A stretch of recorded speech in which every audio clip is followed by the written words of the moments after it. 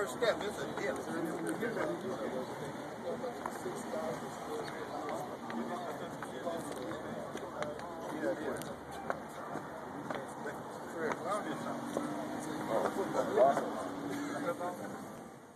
He will give us a history of Prince Hall, basically. Good morning, Saints. Good morning. First of all, giving honor to my Heavenly Father, Jesus Christ, and Pastor Taylor and the other pastors on roll. I'd like to give you a little enlightenment of how we got here.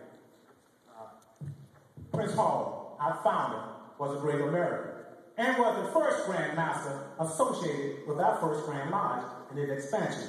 Approximately 1 year and 4 months prior to the writing of the Declaration of Independence, Prince Hall engraved his image in the annals of American history.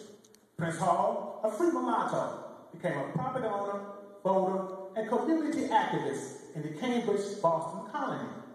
His story has not been told, nor recorded in the history and textbooks, despite the fact that he was a civil rights activist who actually lived and made a significant contribution to the growth and development of this nation.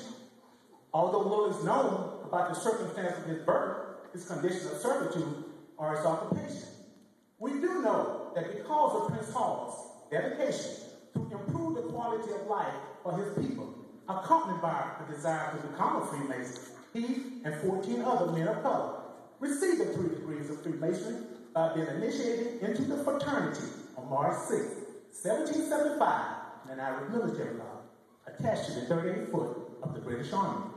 This event made Prince Hall the first of his race in North America to enter the oldest and most prestigious fraternity in history. His historic record reflects that the other was Cyrus Johnson, Houston Slinger, Prince Priest, John Canton, Peter Freeman, Benjamin Tyler, Duff Ruffin, Thomas Sanderson, Prince Radiant, Cato Spain, Boston Smith, Peter Best, Fortune Howard, and Richard Tiller. Around April 14, 1776, the military regiment to which Hall's Lodge was attached received orders to relocate to the New York colony, leaving Prince Hall and his Negro brethren all civilians without a lodge. Prior to his leaving, however, the Worshipful Master, Sergeant John Back, issued to Prince Hall and his brethren a permit to walk on St. John Day and to bury their dead with full Masonic rites. As a result, African Lodge No. 1, ancient accepted York Mason, was formed, with Prince Hall elected Worshipful Master. As the back permit left Prince Hall with Masonic limitations, Hall petitioned the Grand Lodge of England, ancient and accepted York Mason, for a full charter in 1784. On March 2nd, 1784, Prince Hall wrote a letter to William Moody, Worshipful Master of Brotherly Love Lodge No. 55 in London, England, stating that African Lodge had been in operation for 8 years, and they had only a permit to walk on St. John Day and to bury their dead in manner and form. He thought it best to send to the fountains from which he had received light for the warrant. This warrant, a charter, was prepared that same year, but was held up when the fees sent by Prince Hall never arrived. After several years had passed, Hall decided to entrust another fee to Captain James Scott of Boston, brother-in-law of Governor John Hancock of Massachusetts, a signer of the Declaration of Independence. Captain Scott delivered the letter and the fee, and received a charter warrant, which he duly delivered to Prince Hall in Boston, Massachusetts, in September of 1787, about the time of the writing of the U.S. Constitution.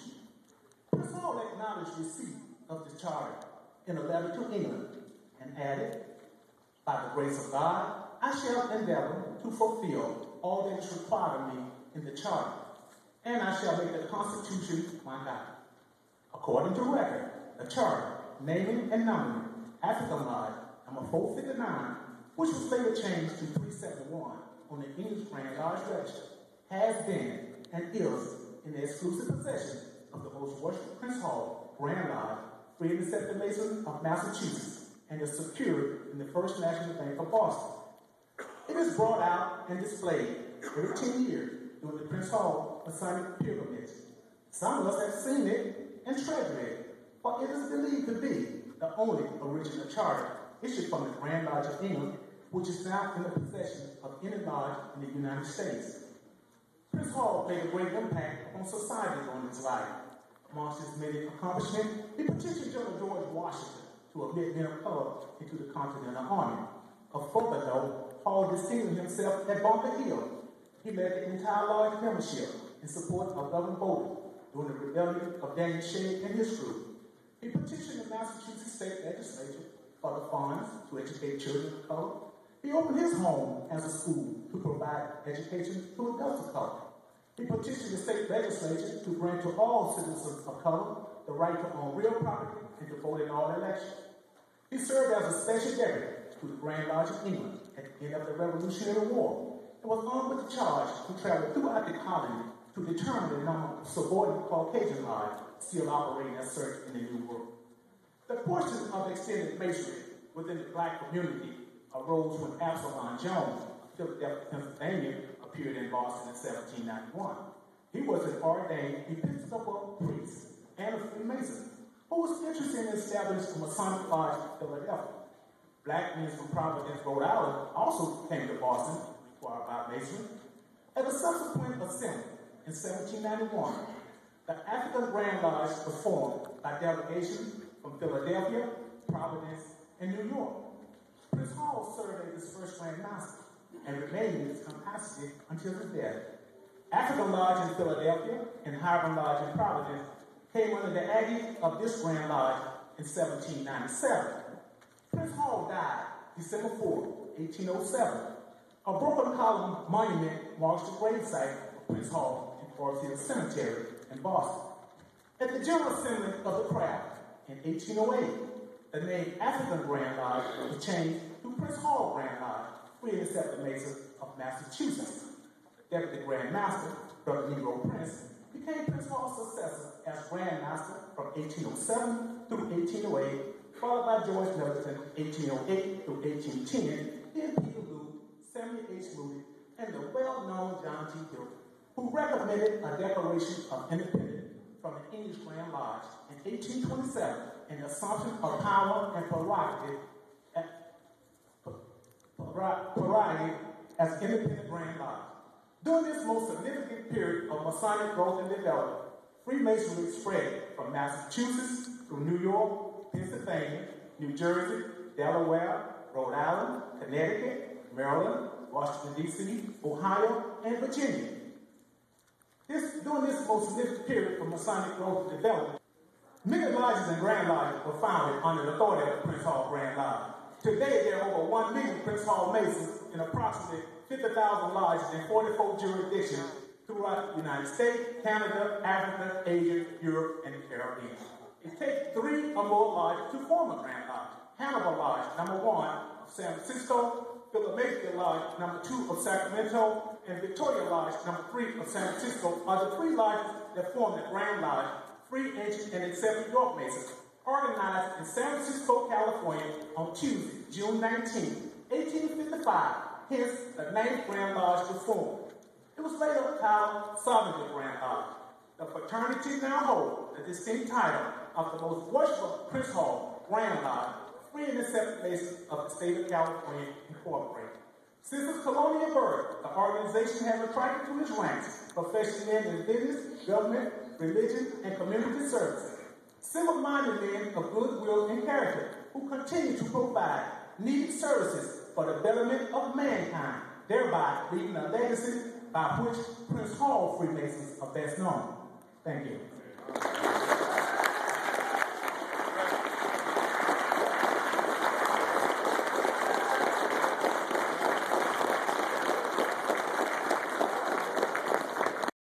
At that time, Prince Hall himself, being an educated man, many of his new contemporary fellow Masons were not educated formally, and much of their knowledge about our craft was through the mind, which is historically a part of our African culture, griots. So this brother learned this lecture to give you.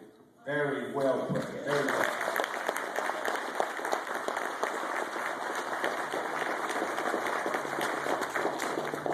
At this time, we have the pleasure of bringing to the desk here one of the line officers of the Most Worshipful Prince Hall Grand Lodge from California, Right Worshipful Samuel King, who is our Right Worshipful Junior Grand Warden, who has a presentation at this time.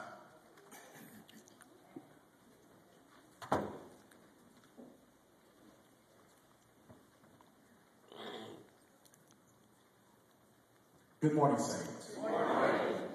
To the pastor of this great church, its ministers on its roster, to its officers and members, we, the Most Worshipful Prince Hall Grand Lodge, free and accepted Masons of the state of California, are proud to be here. But more so, our backbone is with us as well. The Golden State Grand Chapter, Order of the Star, Prince Hall Rank Adoption. Our support, our ladies, are with us, and they are stars shining bright in you. We thank you for being with us.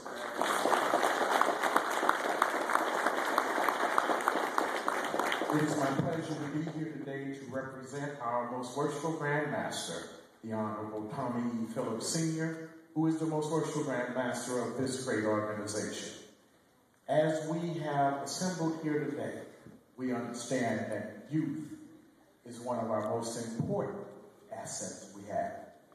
And as we have enjoyed this morning's service, this youthful choir, your beautiful praise dancers, we are proud to be here and see that you have begun the support and foundation of your legacy to continue here at Beulah Baptist.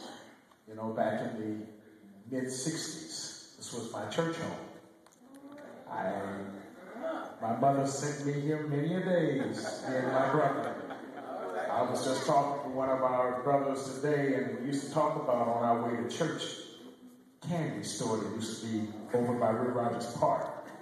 Used to get part of the donation that we supposed to put in church. But it is good to see that Beulah is still strong and moving forward.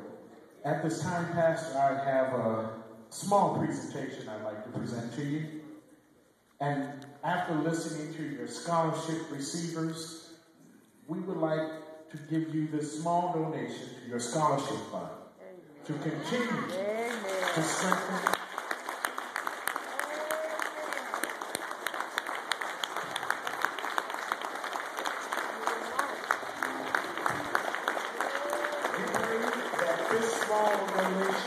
will continue to strengthen your scholarship program. Amen. And that we will continue to educate our young black men and women.